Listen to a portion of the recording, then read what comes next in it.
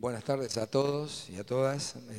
Primero el agradecimiento que hayan tenido el coraje de invitarme a dar una charla mía. Hay que tener coraje, ¿eh? Así que bueno, si sale bien es mérito de los organizadores, si sale mal también es mérito de los organizadores. Así que, y es un privilegio estar con mis colegas, la verdad realmente es un privilegio, un honor. Tendría que estar del otro lado y algunos estar de este lado, porque realmente me siento un simple asesor del interior y un entusiasta estudiante de Derecho Constitucional, entusiasta. Por eso cuando te presentan como profesor de Derecho Constitucional me da un poquito de cosita. Entonces es un entusiasta como esos cuadros de fútbol que son pobres, ¿no? Entusiasta jugadores de fútbol, entusiasta estudiante de Derecho Constitucional. Cuando comencé a preparar el tema, siempre, ¿qué costumbre tenemos los abogados? Vamos a buscar los antecedentes. Entonces me fui a buscar Bibiloni. Y digo, esto no tiene nada que ver con lo que nos toca vivir hoy. Aquello es historia, es arqueología jurídica. Y en la búsqueda de material, tengo una gracia o una desgracia. Estoy casado con una médica sanitarista. Entonces aprendí y conocí a un autor al cual admiro, que fue el primer ministro de Salud de la República Argentina. No se podría abordar un tema de salud mental sin nombrar a Ramón Carrillo. Los abogados tenemos un problema. Citamos abogados, porque somos abogados. Pero a veces se nos cae en la búsqueda a aquellas personas que también contribuyen a la formación de nuestra disciplina. Nuestra disciplina no es una disciplina cuadrada, sino es una disciplina que necesita nutrientes de otras disciplinas. Y Ramón Carrillo, en el año 1949, piensen en la época, piensen qué evolución constitucional se nos venía, era el constitucionalismo social, detectó algún pequeño problema, un gran problema. El problema era que los médicos psiquiatras o los médicos generalistas no abordaban el estudio especial de aquellas personas que tenían padecimientos mentales. Y lo dictó en una jornada, yo me imagino una jornada como esta, en 1949, hablaba de la situación jurídica de los enfermos mentales. Y le pasaba una factura a los médicos, le pasaba una factura a sus colegas, pero también nos pasaba una factura a los abogados. Le pasaba una factura a los juristas. Detectó aquel primer ministro de Salud de la República Argentina, 1945-1946. Tiene que ver con lo que viene después. Tuvo la virtud de ser el primer ministro de Salud, porque, les quiero aclarar, en Argentina no existía Ministerio de Salud. Existía Ministerio de Industria, de Marina, Ministerio de Agricultura y Ganadería, es decir, la preocupación era la aftosa y no eran las personas padecientes o sufrientes. Fue la época en la cual se duplicaron las camas sanitarias, donde se duplicó la atención psiquiátrica en lugares especiales. Por eso lo quería citar. Y es una factura para nosotros los juristas. Estábamos en deuda. Por eso puse, todo tiene su tiempo bajo el sol. Es una cita que me encanta. A veces hay tiempo de llorar, tiempo de cosechar, tiempos de sembrar. Este es un tiempo para mí de cosecha.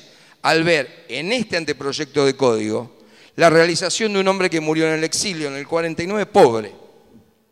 Y me sirve ¿por qué? Porque este anteproyecto, queridísimos colegas, amigos, recepta lo que dijo la doctora Lapar, recepta el más fuerte constitucionalismo. En el año 1982 nadie quería ser profesor de constitucional.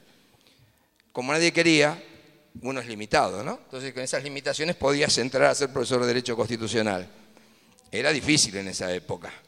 Era difícil señalarle esto, que había que cambiar el código. Y lo vemos con agrado, que este código recepte derechos constitucionales. Los abogados trabajamos con herramientas. Sepan disculparme, mi abuelo fue albañil, entonces yo ¿qué tengo que pensar? En herramientas, en martillos, me cuesta pensar en libros. Y tenemos la teoría trolista, el mundo jurídico. Y el mundo jurídico nos establece las tres dimensiones. ¿Y qué nos pasaba, amigos? ¿Qué nos pasaba con el código viejo? Dije código viejo, ¿Qué nos pasaba? Nos pasaba que teníamos y tenemos herramientas que no coinciden con la realidad sociológica. Y aparecen mis amigos de Mar del Plata, ya la veo, Mónica, Silvia, Dolores, efectuando, no nos vamos a ofender ninguno, injertos para decir, señores, esto no funciona y estamos generando a través de las normas jurídicas vulneraciones de derechos. ¿Se entiende? Es decir, que este anteproyecto ha logrado o intenta lograr el acercamiento de la dimensión sociológica a la dimensión normológica. La desconexión se vuelve a conectar. Decían que carecíamos de normas, por eso no se podía actuar. Y les puedo asegurar, amigos, que tenemos normas internacionales, normas nacionales y normas provinciales y jurisprudencia para hacer dulce de leche. ¿Ok? Pasamos a la que sigue, Silvita. Normas internacionales, miren todo lo que tenemos. Reglas de Brasilia, principio de Naciones Unidas, la Declaración de Caracas. Me voy a quedar un cachitito en las observaciones del Comité sobre Derechos de las Personas con Discapacidad de Ginebra del 2012, porque es lo último que tenemos.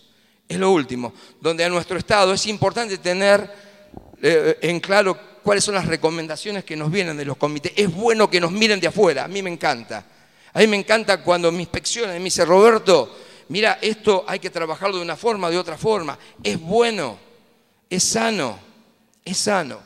Y esta observación la dejo aparte porque después voy a volver sobre este tema. Tenemos normativa nacional, bueno, todos por supuesto incorporados, ¿no?, a los tratados, y hago una referencia al proyecto de reforma, artículo 22 al 50 y del 100 al 140, donde tenemos que buscar el corazón. Siempre pienso el derecho en paquete. Ese paquete normativo es el que nos va a seguir a los asesores, a los defensores, a los curadores, no para nosotros, sino para los sufrientes. Son las normas con las cuales vamos a trabajar para atender a los sufrientes. Normativa provincial. Hice un signo de interrogación. A propósito, porque esa realidad sociológica, queridísimos colegas, está desconectado de nuestro código de procedimiento civil. Tremendamente desconectado con las leyes, con la convención. Y me encanta la recomendación que hace la convención a los estados, al Estado argentino, para que los Estados miembros, me gusta el vocabulario, sabe que estamos en una federación, dice a los Estados miembros adecuar su legislación. Es decir, que la recomendación no es solamente al Estado central, sino a los Estados miembros. Los Estados miembros deben ayornar su legislación a estos nuevos paradigmas, a estos paradigmas que atienden la salud mental desde otra perspectiva, desde otra mirada, con otra concepción, con una concepción interdisciplinaria y no individualista. Podemos hacer algunas otras referencias que hace el comité, pero es para otra charla y no nos alcanzaría hoy.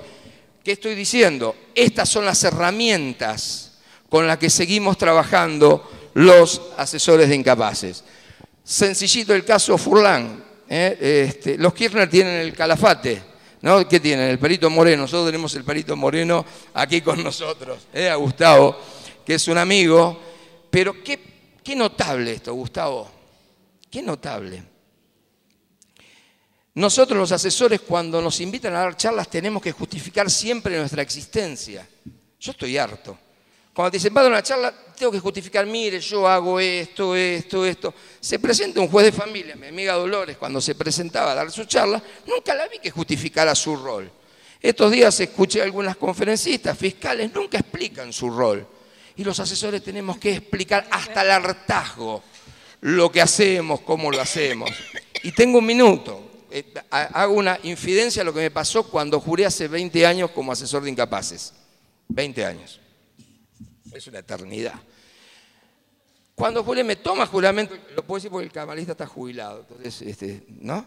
Me toma juramento, me da la mano, me felicita, me da el diplomita, ese cuadradito que te dan, y me dice, doctor, qué suerte que la doctora Bernal, la jueza del Tribunal de Menores, en ese momento, tiene un nuevo empleado.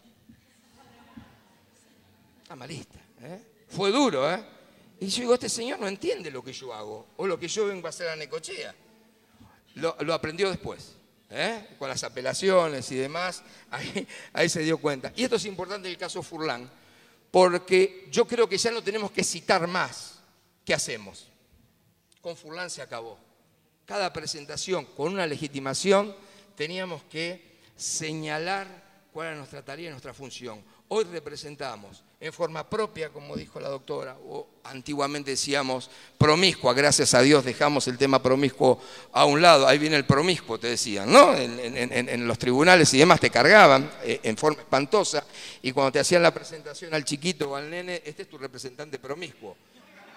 Te miraban los pibitos con una cara tremenda. Así que bueno, esto viene a decir que nuestra asistencia no solamente, Gustavo, es magnífico la recomendación que nos hace, no solamente es hacia los niñitos, sino a aquellos niñitos que dejan ser niñitos y después están discapacitados o están sufriendo un padecimiento mental. Tuvimos un caso hace muy poquitito en Necochea, una chica que le pegaron un tiro, un señor policía, señor dije, y la chica estuvo con tremendas dificultades mentales. En el juicio oral habían omitido que ya la nena no podía entender y habían omitido que tenía que intervenir el asesor de incapaces. Hubo que hacer un cuarto intermedio, designar un curador provisorio, hacer toda la presentación porque la chica estaba inhabilitada. Doble acción. Seguimos. Bueno, es el fallo de la Corte. Otro más, Lita. El Tribunal de Familia lo traje porque estaban mis amigas y sabía que el código recepta la doble representación en cuanto a las curatelas. Y eso nos pone muy, muy contentos, pues está receptado, recepción jurisprudencial. En la jurisprudencia pegando, me gusta la expresión, si me dice este es un golpeador, no, pegando al corazón del derecho, sacudiendo el corazón del derecho. Otra más, Lita. El caso Ávila lo pasamos, es mío, no. Seguimos. Funciones específicas. Bueno, defensor, asesor titular. ¿Cómo me llamo? Lo puse a propósito. ¿Cómo me llamo? ¿Cuál es mi identidad? A veces el llamarme me da una identidad. A mí no me genera ningún problema, porque me conocen por distintos nombres. Es cierto, parte de mi familia me llamo Omar, de parte de mi abuela. No me dicen Omar, nadie me conoce por Roberto. Increíble, ¿no? Saben que me llamo Roberto Omar. En mi pueblo, soy quilmeño, me conocen por Fali. Es decir, llaman por teléfono a mi casa, Fali, vas a venir a ver a Quilmes, está al lado. En Necochea me conocen por Robert, sencillo, pero sé quién soy, tengo identidad. El asesor de incapaces tiene identidad porque nace de la extinción que se intentó realizar en la 12ª Jornada Nacional del Ministerio Público a la resignificación del rol del asesor de incapaces, que nació con la 13298, que pensaban que moría el asesor de incapaces, pero en ese momento histórico se produce la resignificación del rol. Puse la cigarra, porque es un tema de María Elena Walsh, ¿no? Que dice, tantas veces me mataron, tantas veces me morí, sin embargo estoy aquí. ¿Y qué más? Doy gracias al puñal que me mató tan mal y seguí cantando. Quédense tranquilos, no voy a seguir cantando. Por último, miembro del Ministerio Público, esto es lo que somos. Y cité a Vider Campos, que puse un clásico. Vi el otro día tantas discusiones, si el Ministerio Público es un órgano nuestro a poder.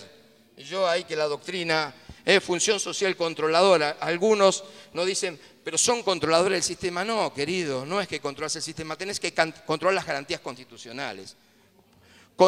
Fuera los tres poderes, control de legalidad, constitucionalidad, la participación principal o complementaria. Más rápido no puedo.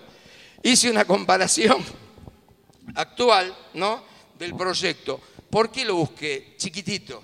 Porque tenemos funciones en las cuales actuamos como siempre, como acompañantes, con la vieja nomenclatura promiscua, asistiendo. Pero cuando es defectuosa la representación, es magnífico. Nos transformamos y pasamos a tener una acción directa. Los que decíamos que éramos hermafroditas, ¿viste? Nos transformamos. Y pasamos a tener una acción directa. Tiene que ver lo de la jornada del Ministerio Público del 2009. Dos colegas en minoría en una revista, porque hay que tener historia, en una revista en minoría, escribieron sobre el rol del asesor de incapaces. La doctora Lapat, la doctora Fernández. Recomiendo volver a leer los artículos que se publicaron en ese año 2009, una revista que se publicó después de la jornada. Por eso, de la extinción a la vida. son las normas cómo han ido mutuando y transformándose, cómo se irían transformando. Pero me interesa que esto de ministerio público, como decía la doctora La Paz, no ministerio popular, a mí cuando llegué por primera vez a la lectura del código, yo sabía que era yo el que estaba legitimado para iniciar una acción de insania cuando no estaban los padres, no había familiares, no había nadie directo. Me identifiqué, es decir, que como asesor de incapaces tengo identidad jurídica y reconocimiento constitucional. Seguimos. Bueno, el 259, seguimos con todas las correlativas, la ley, otra más, Silvita. Asesor, representante, rol en forma autónoma, derechos colectivos y la función extrajudicial. Y puse pacificador en las relaciones de familia. Pacificador en las relaciones de familia. Dice, no entraría como pacificador en el 103 si lo leo, pero digo, sí que entra en el 103, como se me acaba el tiempo, 5 minutos. Voy bien, sigo, quédate tranquila que sigo. En la función extrajudicial, pacificador en las relaciones de familia. Porque decían, ustedes no tienen que acordar porque está el Tribunal de Familia funcionando en este momento. Y están los servicios locales y los servicios de promoción y no sé cuánta cosa más dando vuelta. Pero la práctica, ¿qué me está mostrando? Que sigo siendo un pacificador en la relación de familia cuando fracasa la actuación del servicio local. Sigo estando en el medio, como la bisagra, ¿te acordás de Dolores?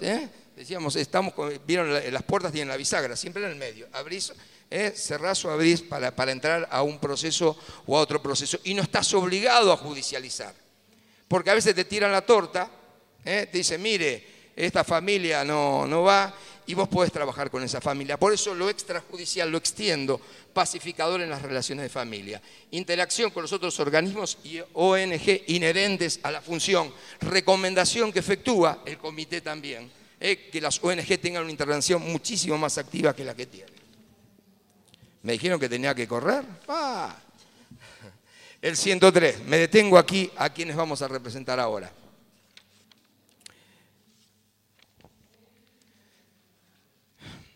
¿Cómo lo digo? A los asesores, ¿tienen ganas de trabajar más o menos? Les informo que van a trabajar más. Y me informo que voy a trabajar más. Porque la representación que teníamos, ¿se acuerdan? Los inhabilitados, había jurisprudencia, mis amigas de Mar del Plata decían que ustedes trabajan durante el proceso, llega la inhabilitación y pagó en derecho. ¿Sí? Cambia el paradigma. Cambia el paradigma, no de control, por favor. Porque escucho últimamente algunos disparates. No de control. Luego de la libertad de ser un viejo asesor de incapaces. No de control. Sino de protección. Y no es mal llamada la palabra protección. Como tampoco tiene que ser mal llamada la palabra riesgo. ¿Ok? Una vulneración de derechos, ¿qué es? No es un riesgo, amigos. No es un riesgo. La semántica no tiene que dejar de lado los derechos y el reconocimiento. La semántica no lo puede aplacar. ¿A qué vas a representar, Roberto? Los menores de la doctora, incapaces, es decir, que tienen que tener una declaración, ¿sí? Con capacidad restringida y aquellos cuyo ejercicio de capacidad requieran un sistema de apoyos. Puede ser en el ámbito judicial y después dice complementario o principal, que es lo que estuvimos hablando hasta ahora. Es decir, que nuestra actuación no solamente va a ser con los niñitos, con las niñitas, no solamente con los adolescentes, no solamente con los incapaces declarados, sino con los que tengan capacidad restringida y aquellos que requieran un acompañamiento o un programa de acompañamiento. En Necochea tuvimos el primer fallo de la Cámara, a la cual hemos apelado algunas cosas, pero en eso comparto el criterio de mis amigos, cuando nos pusieron al curador zonal y a nosotros como custodio de una maestra, vendría a ser bibliotecaria de un colegio, la cual, compensada médicamente, anda bárbara. Descompensada, encierra a los chicos, un desastre. Pero la condenábamos a la señora si la declarábamos insana, porque ella tenía un sueldo, un ingreso, y era sostén de familia de su mamá y su papá discapacitados. Se trabajó una red de contención junto con la gente del Hospital Neuropsiquiátrico, junto con la gente de la asesoría, junto con la gente de la curaduría, y la queridísima amiga hoy sigue siendo bibliotecaria del colegio. Las normas de restricción a la capacidad surgen del 31 en adelante.